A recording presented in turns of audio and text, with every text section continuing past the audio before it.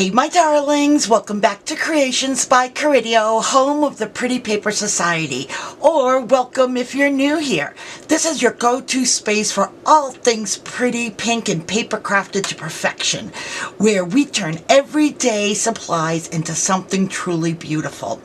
Today's video is giving full glam craft glow up because we're taking a plain pegboard and transforming it into a luxe aesthetic organization dream. So think soft, pink perfection, clean, elevated organization, and a setup that makes you feel so inspired every time you walk into your space. I'm going to walk you through every step of the makeover, plus a few little details that made the biggest difference, especially if you want that flawless, high-end finish. And of course, this is all about creating a space that feels as beautiful as the things we make inside of it. So my darlings, if you're ready to elevate your craft space and step fully into your Pretty Paper Society era, grab your supplies, get cozy, and let's create something truly beautiful together. Okay, so I recently purchased a pegboard from Michaels. It's a 22-inch by 30-inch white pegboard. I'll place it up on the screen here for you. Luckily enough, when I went, Michaels was having a massive clearance and they were marking everything down super low because they were getting rid of all of their pegboards and accessories and things like that. So I was able to pick up a few things at really bottom prices, which is great. I love when things work out like that. Okay, so first off, what I'm going to do is I'm going to go ahead and I'm going to clear off my desk. I'm going to bring the pegboard to my desk because I think it's going to be the easiest way to film this, and then I will show you kind of what I'm thinking. So I'll be right back. Okay, this is going to be a little bit tricky to film, but I'm going to do my best, and I hope it comes out really well because I'm really excited about this project. So I have this white pegboard that I picked up from Michaels not too long ago. It's 22 inches wide by 30 inches in height. Just for your reference, the holes are 1/4 inch, and there's roughly about 3/4 of an inch spacing in between each hole. As well, we have 1 5/8 of flat metal bordering all the way around on all 4 sides before we get into the peg holes. So what I was thinking, now follow along here and let's see if I can say this the way I'm thinking.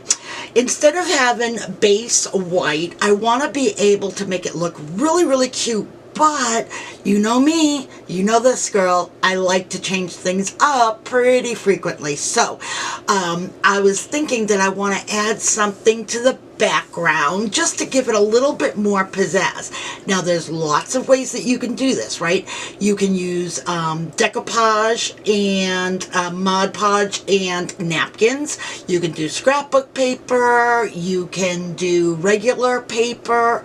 You can use contact paper, removable adhesive vinyl, so many different ways that you can actually cover this. So for me, the most important part was that it be somewhat easily removable so that as I change my mind, should I down the road, which I probably will, it'll be easy for me to lift it off and then clean it up and then redo it with another idea. So what I was thinking for this was, I found this at Ace Hardware. I just happened to be at Ace Hardware picking up some light bulbs, and I saw this, and when I saw this, it instantly grabbed my attention because this is like a sage green, small checked pattern, right? So I was thinking, will it go with summer? Yes, because of the greens of summer, flowers, spring, the same thing. Think greens and flowers and different things like this. That'll work. 4th of July, I can see those colors. The fall, I can see those colors absolutely for the fall, for Thanksgiving, even for Christmas. This will work. This background will work with just about any season or holiday. So that's really important to me. So no matter which way I go and I change things up, hopefully it will give me a lot of leeway as far as kind of matching to go with the back the background of it. So let me put this down just for a second and let me tell you how we're going to do this. Okay, so as far as the paper that I'm going to be using, again, I picked this up from Ace Hardware, and it's by Creative Covering. It is removable adhesive. It says non-damaging, blocks spills, which is good. Now, the thing to remember is you need to look at the size, the actual dimensions of the paper itself, because it's going to make a difference, right? So I'm more interested in the width, because more than likely the length is going to be 9 feet and above, and you don't need 9 feet worth, right? But you do need something that you can work with as far as the width. So I know that my pegboard is 22 inches. This particular contact paper or removable adhesive is 18 inches. It's actually 18 inches by 9 feet.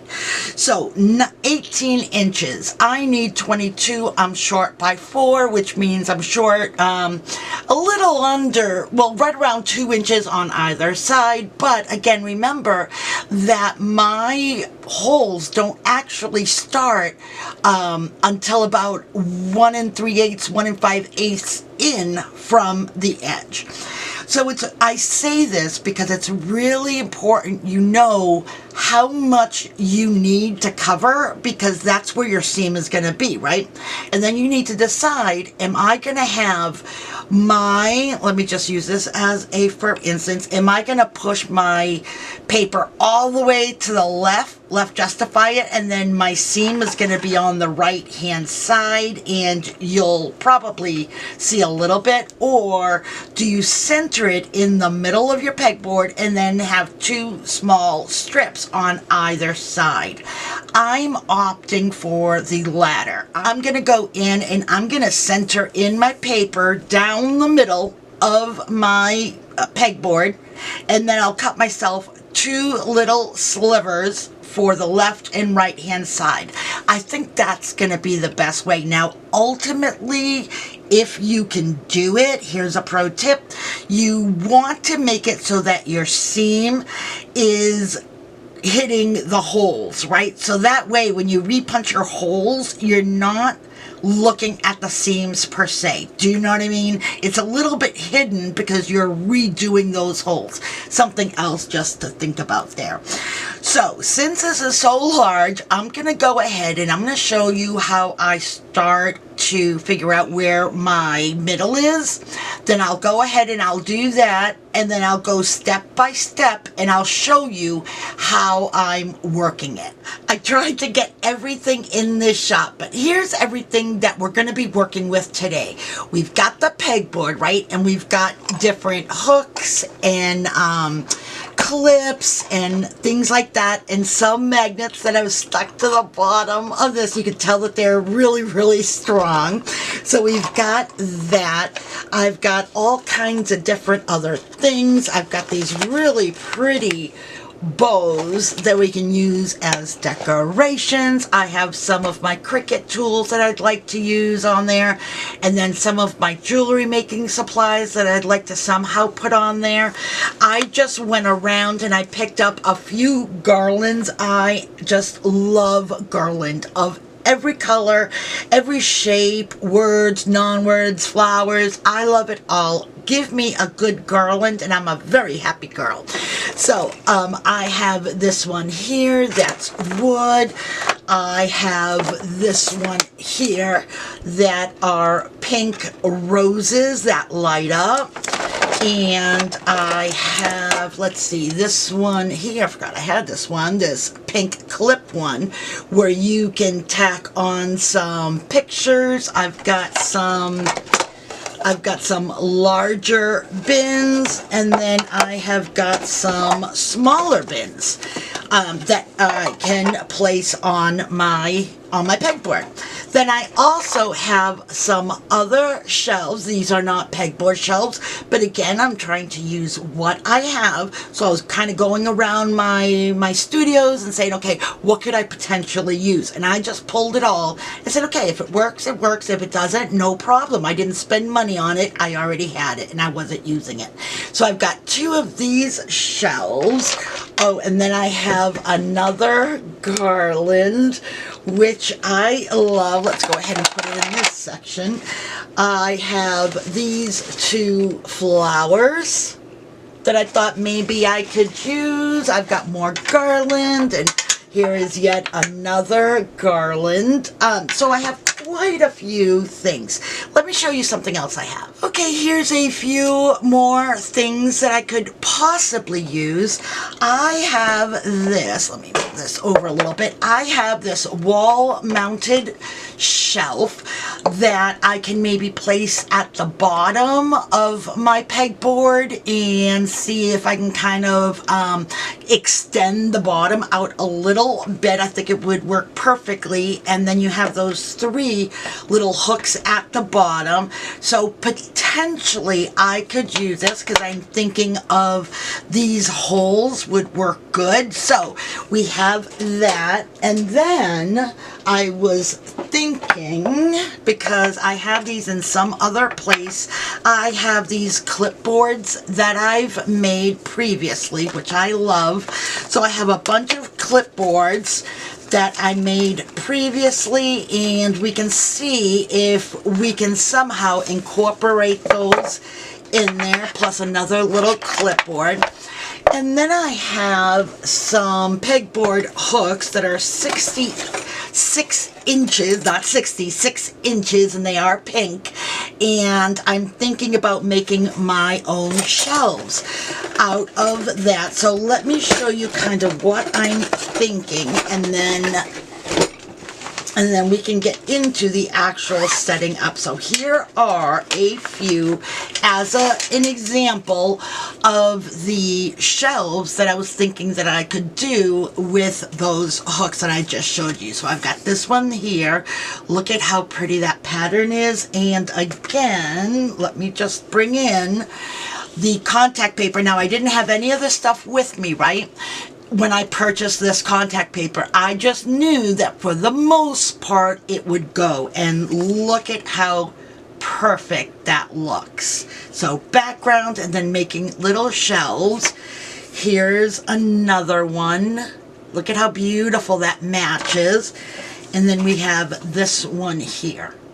Again, matches perfectly.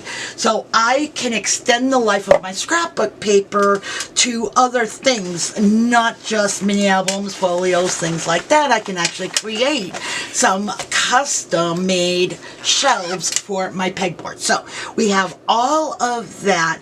So the first thing that we need to do is we need to clean off my pegboard and put down the contact paper. So I'm going to go ahead, I'm going to clean off, see if I can get this as best as possible so that you can see. If not, then I'll have to do it off screen and then just show you once I'm done. So let me do that first and then I'll be right back. Okay, let's go ahead and give this a good clean up first. I was going to use rubbing alcohol so that I could make sure that it sticks really, really well. But I can't seem to find my bottles. I know I have them. I just don't know where they are. That ever happened to you? Ugh, I hate when that happens. Okay, so instead, I'm going to go ahead and just clean it up with my Myers that I always have next to my desk, because I'm always cleaning up my desk and my glass mat. So let's go ahead and do that first. I'm going to go ahead and just clean up. First of all, get it nice and clean so we can get this contact paper to stick really, really well. Alright, let's go ahead and open this up. Okay, so I cut myself the piece that I need. So again, my height is 30 inches, and it's a about 5/8 of an inch for the little lip when it goes up and over the top or up and below the bottom there. It's about 5/8 of an inch. So I went ahead and I cut myself a total of 32 inches. And I made sure that, just to make sure that I was right and aligned, I made sure that my piece started from the full inch. That way I can count it correctly. And then what I did was, let me go ahead and just roll this up real quickly. And then I went ahead and mark right here, just showing where the middle of my contact paper is, so when I'm aligning it, I can do it pretty accurately. And then if you remember, we made a little mark, which is right here, that shows where my middle is for the pegboard. So when I put this down, I'm going to be able to line up, let's just do it this way so you can see, I can line up my middle to my middle, and I should be somewhat perfect on either side.